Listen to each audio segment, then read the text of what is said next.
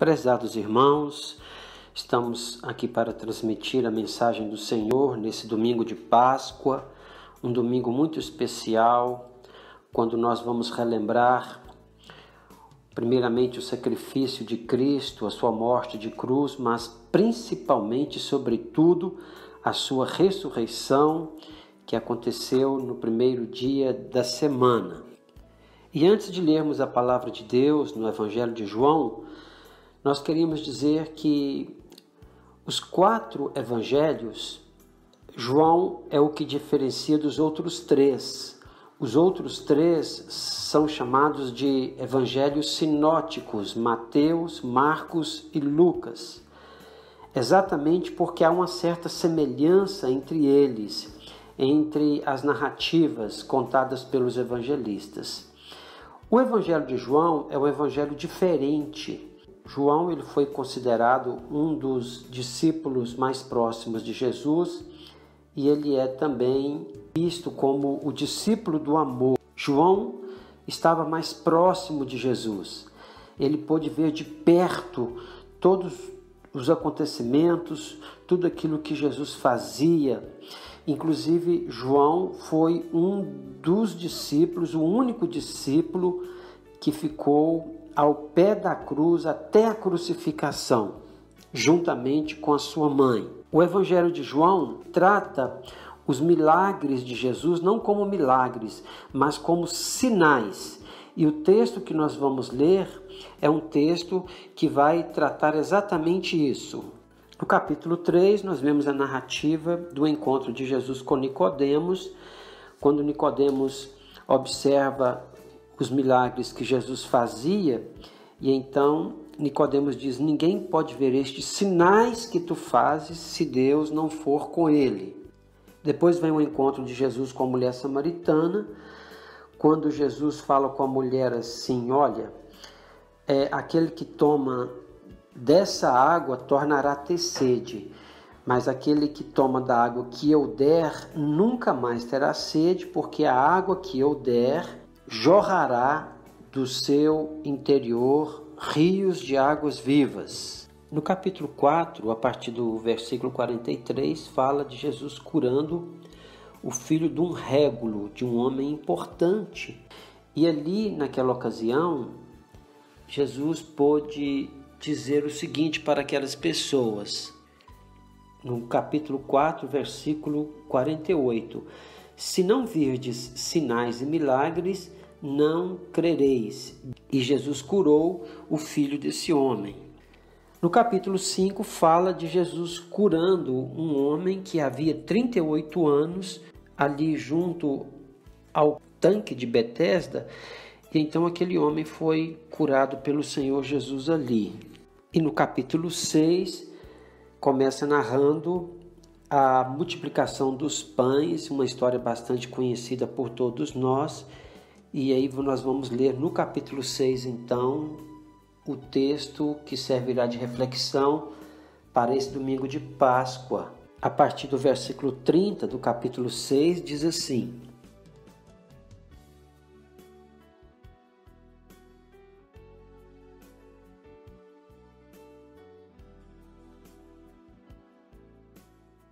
disseram-lhe, pois, que sinal, pois, fazes tu para que o vejamos e creiamos em ti?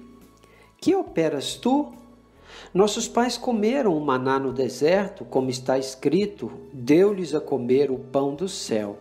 Disse-lhes, pois, Jesus: na verdade vos digo, Moisés não vos deu o pão do céu, mas meu Pai vos dá o verdadeiro pão do céu. Porque o pão de Deus é aquele que desce do céu e dá vida ao mundo. Disseram-lhe, pois, Senhor, dá-nos sempre desse pão? E Jesus lhes disse: eu sou o pão da vida. Aquele que vem a mim não terá fome, e quem crê em mim nunca terá sede. Que Deus abençoe esta palavra lida aos nossos corações. Oremos ao Senhor. Obrigado, ó Deus, pela tua palavra. Ilumine as nossas mentes para que possamos compreender o que tu queres nos dizer nesta hora. Assim oramos em nome de Jesus. Amém.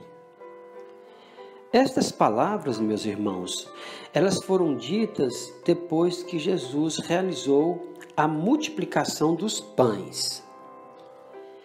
Era a festa da Páscoa em Jerusalém. Pessoas vinham de todos os lugares para essa festa e uma multidão, como sempre, estava seguindo Jesus.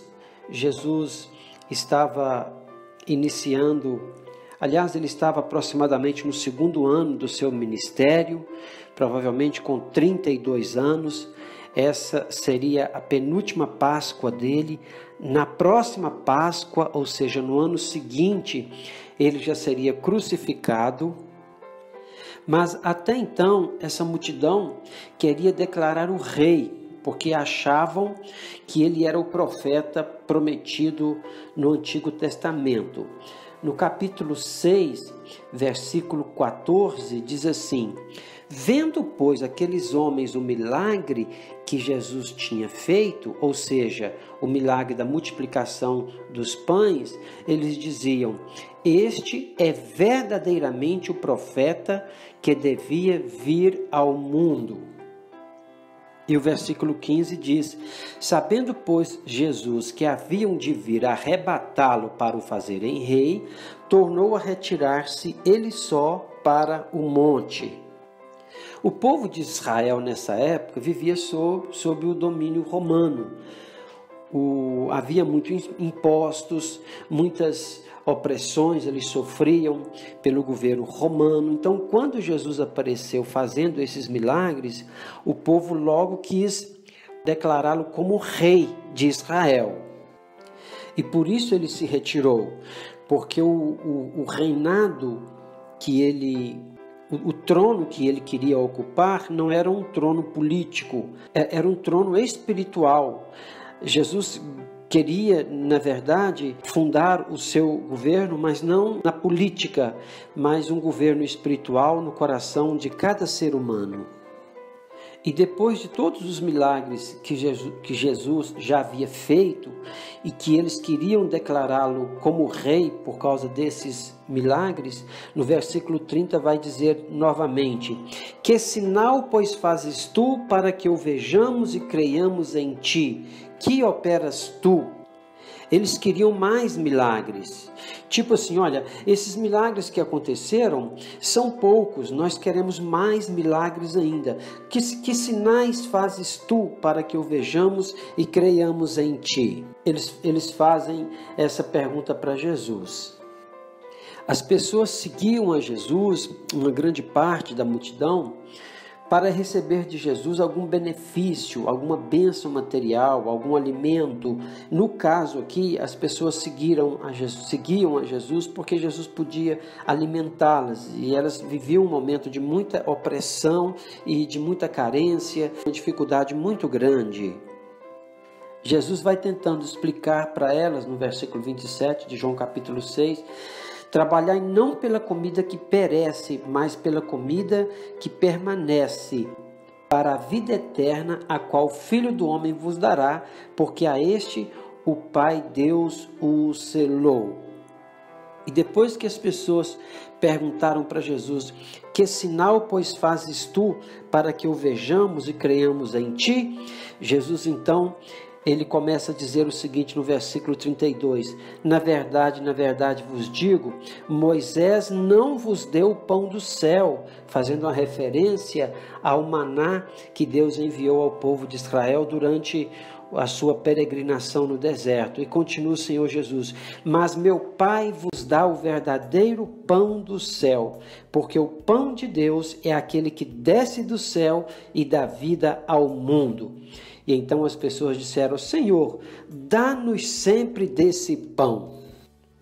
João, então, ele narra os milagres de Jesus para ver se através dos milagres que ele operou, as pessoas crescem nele como Filho de Deus. E então Jesus agora vai fazer uso da palavra para poder legitimar a razão por que veio ao mundo e por que ele está aqui no mundo. E ele diz abertamente então para aquelas pessoas, versículo 35, eu sou o pão da vida, aquele que crê em mim não terá fome. Jesus não fala mais de um milagre de saciar a fome física, mas ele fala de crer nele como o pão vivo que desceu do céu.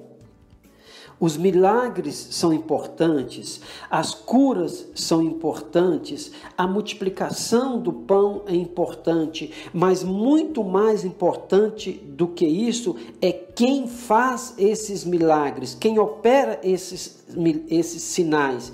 E as pessoas tinham que crer em Jesus não pelo que ele fazia, não por causa do que ele fazia, dos milagres, da multiplicação, mas por causa de quem ele era. Ele era o Filho de Deus, o pão que desceu do céu, ele é o pão da vida.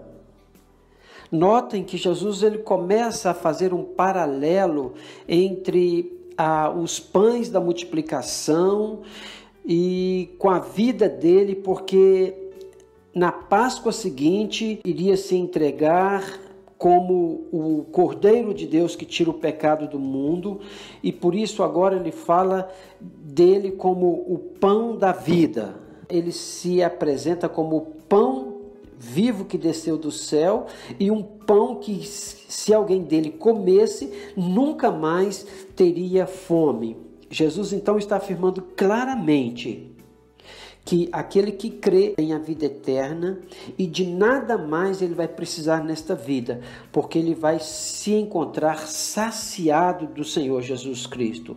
Por isso que hoje, nós batistas, nós não pregamos milagres, nós não abrimos as portas para podermos promover eventos de curas, de milagres, etc.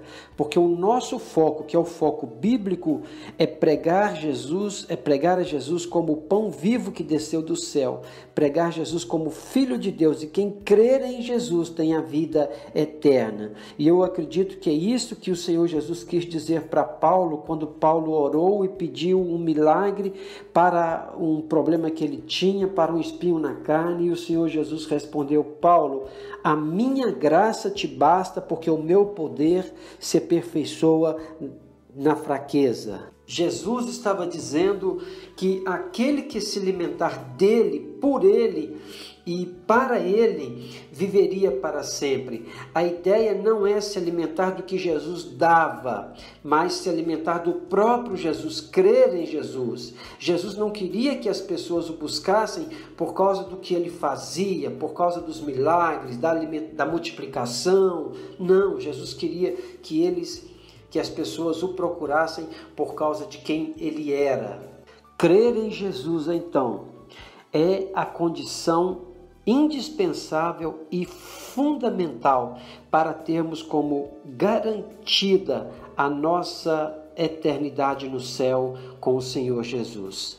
Infelizmente hoje, ainda muitas pessoas dizem que só crerão em Jesus se for operado, se for realizado algum milagre na sua vida, uma cura, um benefício financeiro, uma coisa extraordinária para crer em Jesus. Mas o Senhor Jesus, ele disse a Tomé: bem-aventurado aqueles que não viram e creram.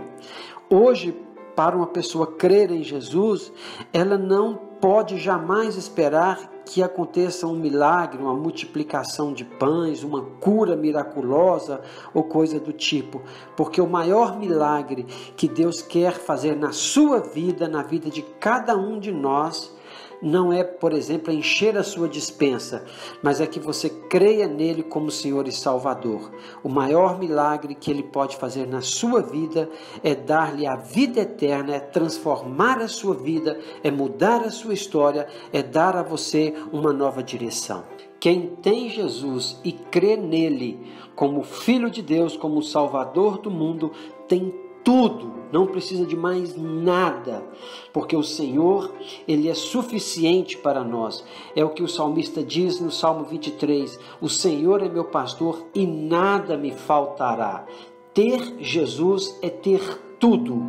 E creio que é por isso que o Senhor Jesus Cristo disse: buscai primeiro o reino dos céus e as outras coisas vos serão acrescentadas. Porque se eu tenho Jesus, as outras coisas elas serão acrescentadas naturalmente. O apóstolo Paulo disse: aquele que está em Cristo está liberto de todas as coisas.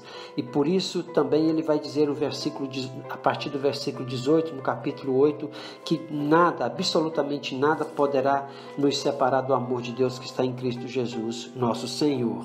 A fartura para aquele que crê em Jesus Cristo. O Senhor Jesus disse: eu vim para que tenham vida e vida em abundância. Crer em Jesus é viver uma vida abundante. Não importa o que acontecer, não importa se vierem coisas ruins ou coisas boas, independente destas coisas, nós nos encontramos satisfeitos em Jesus Cristo, porque Ele é o pão da vida e nós comemos esse pão, e se nós comemos esse pão, a fartura, não haverá mais fome em nós. E isto é viver pela fé, é crer no nome do Senhor Jesus Cristo. E é exatamente o Evangelho de João que vai narrar quando Jesus assegurou os seus discípulos acerca de tudo que haveria de acontecer com ele. E no capítulo 16 de João, Jesus vai dizer assim: tenho-vos dito estas coisas para que vos não escandalizeis. Exatamente porque posterior a isso, Jesus seria entregue e ele seria morto, crucificado, e então estaria sendo consumado todo o ensino que ele deu nesse texto de João capítulo 6, a respeito dele como o pão da vida, o pão vivo que desceu do céu. E já caminhando para as palavras finais, precisamos aprender, irmãos, que nós cremos em Jesus não por causa do que ele fez ou por causa do que ele faz nas nossas vidas, e nem por causa do que ele fará, porque sabemos que do tanto que ele fez, que ele faz e que ele fará por nós, mas nós cremos em Jesus por quem ele é. E ele é o Filho de Deus que veio ao mundo e se entregou na cruz para nos salvar. Por isso que a Páscoa significa libertação. Por isso que quando falamos nessa palavra, nós logo nos lembramos lá de Israel saindo do Egito, quando aquela primeira Páscoa ela foi comida pela família israelita. E é interessante que todas as famílias estavam ali também, digamos, de outra forma, em quarentena, porque elas deviam ficar cada uma dentro da sua casa comendo a Páscoa, porque no dia seguinte eles seriam libertos do Egito.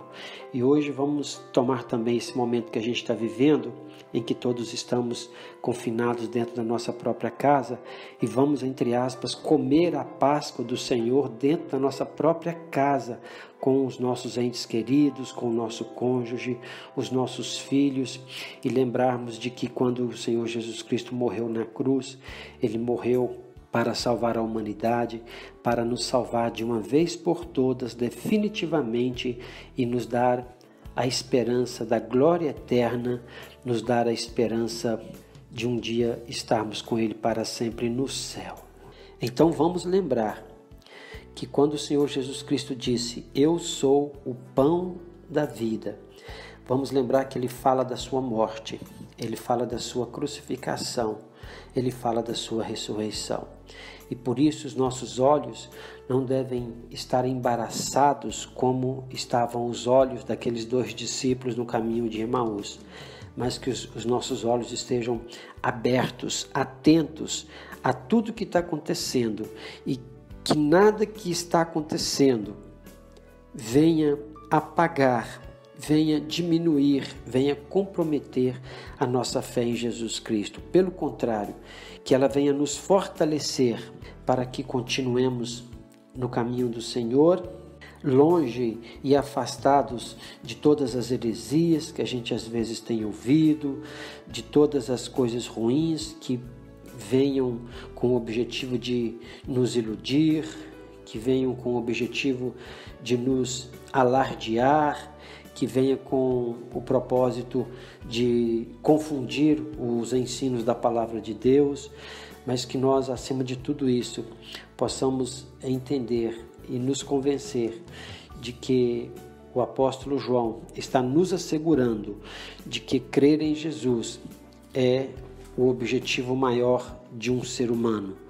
Crer em Jesus é encontrar-se com Ele através de uma experiência pessoal, e que o Consolador, que o Senhor Jesus prometeu, que nos daria e nos deu, que vive em nós, possa nos iluminar, nos esclarecer todas as coisas e aprendermos que crer em Jesus, que confiar em Jesus é ter a certeza da salvação, e que nada neste mundo pode apagar esse amor. Nada neste mundo pode nos tirar dos pés do Senhor Jesus Cristo. Feche os seus olhos e vamos orar. Querido Deus, obrigado porque um dia o Senhor enviou Jesus Cristo para morrer na cruz e nos salvar. Hoje nós estamos comemorando a Páscoa, a ressurreição do Senhor Jesus Cristo. E nós nos alegramos, porque nós não precisamos de milagres, de curas, de manifestações do Senhor, para crermos em Jesus como o Filho que o Senhor enviou ao mundo, que morreu na cruz para nos salvar. Porque nós cremos nisso, nessa verdade, Pai.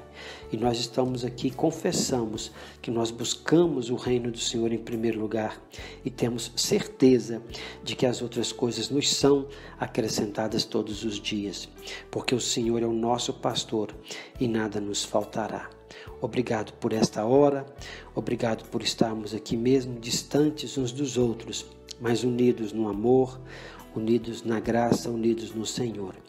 Obrigado por abrir os nossos olhos e abrir os nossos corações para compreendermos a Tua palavra. Abençoe a Tua igreja, a Igreja Batista Alvorecer e todas aquelas pessoas ligadas à nossa igreja, pois assim nós oramos em nome de Jesus. Amém.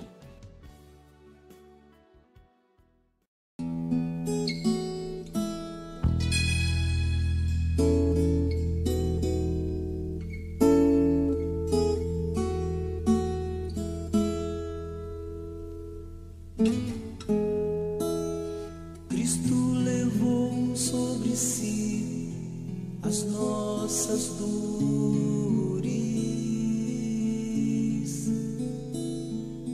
Ele levou sobre si as nossas transgressões. O castigo que nos traz a paz estava sobre ele, e por suas chagas fomos sarados.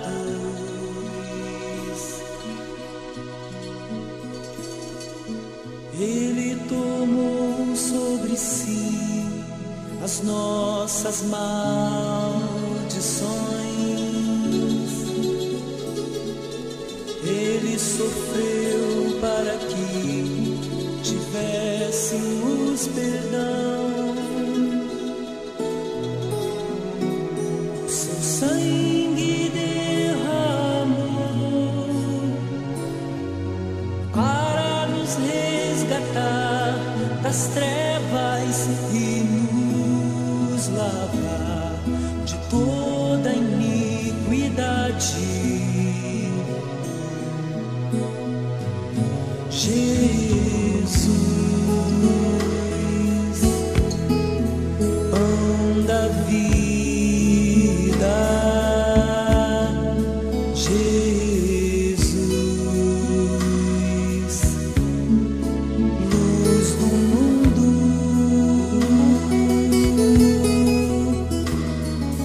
príncipe da paz.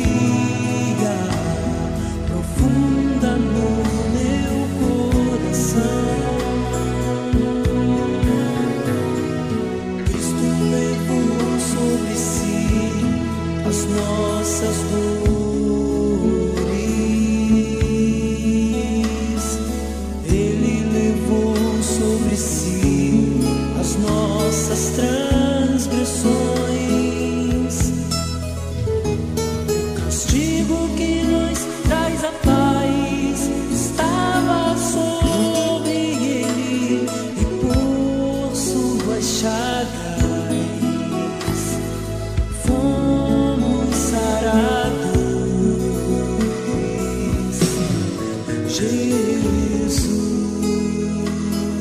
Jesus, pão da vida. Jesus, luz do mundo.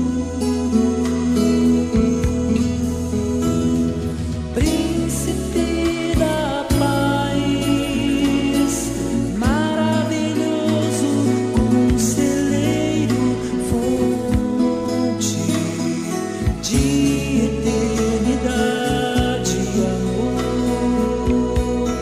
Jesus, Deus Emanuel.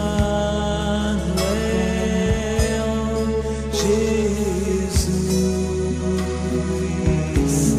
Santo dos Santos, árvore da vida, rio que brota do trono de Deus, alegria profunda no meu coração, recebe a adoração.